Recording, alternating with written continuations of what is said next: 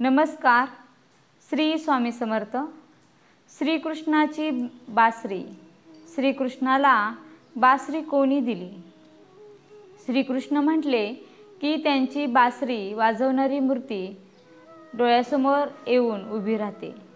श्रीकृष्णांकडे ही बासरी कशी आली, कोणी दिली, याबाबत पुराणामध्ये एक सुंदर अशी प्रचलित कथा आहे. तर कथा शेवटपर्यंत ऐकायला विसरू नका. त्रेतायुगात श्रीरामांचे अवतार कार्य संपल्यानंतर पुढे द्वापारयुगात श्री विष्णूंनी कृष्ण अवतार धारण केला आणि त्यावेळी भगवान विष्णूंना भेटण्यासाठी देवी देवता गंधर्व वेळोवेळी आपले रूप पालटून पृथ्वीवरती येऊ लागले. भगवान शंकरांनाही कृष्णाच्या भेटीची ओढ लागली. त्यांनी भगवान विष्णूंना कृष्ण अवतारात पाहण्यासाठी पृथ्वीवर जाण्याचे ठरवले. पण छोट्या कृष्णाला भेटायला जायचे तर मोकळ्या हाताने कसे जावे? सोबत काहीतरी भेटवस्तू घ्यायला हवी आणि असे त्यांच्या मनात आले. त्यांनी विचार केला की आपण श्रीकृष्णाला अशी भेटवस्तू द्यायची की जी त्यांना आवडेल आणि ते सतत आपल्यासोबत ठेवतील. आणि मग अशी कोणती वस्तू देता येईल बरे?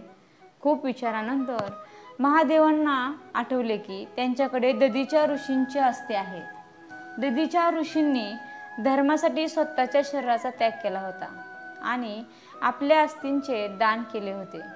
त्या अस्तींपासून विश्वकर्त्यांनी पिनाक, गांडीव आणि शारंग अशी 3 धनुष्य बनवली व इंद्रासाठी वज्रही तयार केले होते.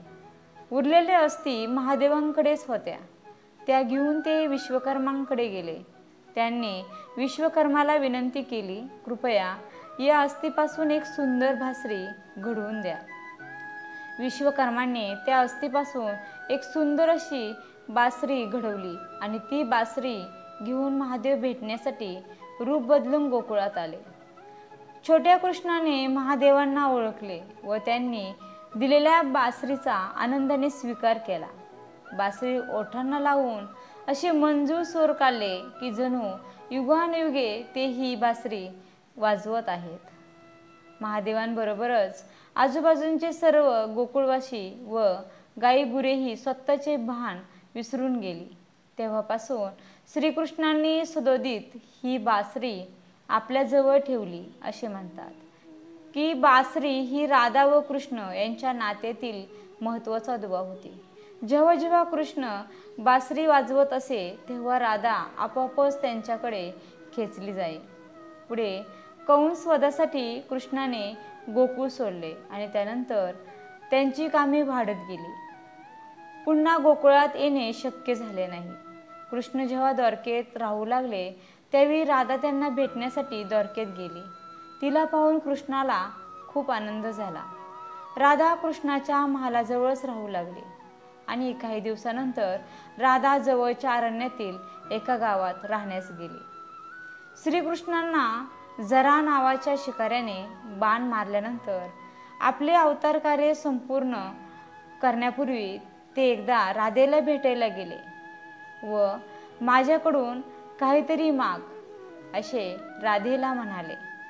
राधा म्हणाली, कान्हा, तू आवर्जून मला भेटायला आलास हेच माझ्यासाठी कमी नाही. मला काहीही नको. पण कृष्णाने मात्र हट्टच धरला. तू माझ्याकडे आज काहीतरी मागच. आणि शेवटी राधाने कृष्णाकडून बासरी ऐकण्याची इच्छा प्रकट केली. कृष्णाने राधेची इच्छा पूर्ण केली आणि तो अविरतपणे बासरी वाजवू लागला. बासरीतून मंजूळ स्वर झरू लागले. राधाचे देहभान हरपले. राधा देह त्यागून अनंतात विलीन होईपर्यंत कृष्णाने आपली बासरी वादन थांबवले नाही. आणि त्यानंतर मात्र दुसऱ्या क्षणी कृष्णाने आपली प्राणप्रिय बासरी तोडली व समोरच्या झुडपामध्ये फेकून दिली. अशा प्रकारे राधेच्या विरहानंतर कृष्णाने बासरी त्यागली व पुढे आपली कार्य पूर्ण करून कृष्ण अवतार संपवला. धन्यवाद. व्हिडिओ कसा वाटला? व्हिडिओला एक लाईक आणि शेअर करायला विसरू नका.